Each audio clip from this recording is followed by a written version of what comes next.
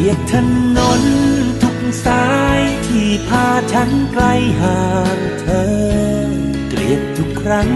ที่เจอกับความเดียวดายเกลียดอ้อมแขนอยากจะบอกว่าฉันเป็นแฟนที่ไม่ได้เรื่องเลยใส่ใจดูแลเธอสักนิดก็ไม่เค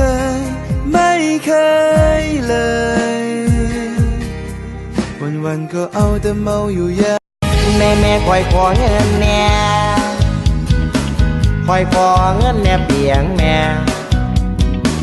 เอามาให้คอยทำแม่คอยสิไปกินเหล้า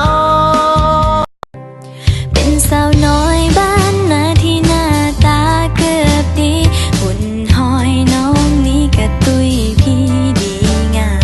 ไปใส่มาใส่ก็มีแต่คนมาถามว่า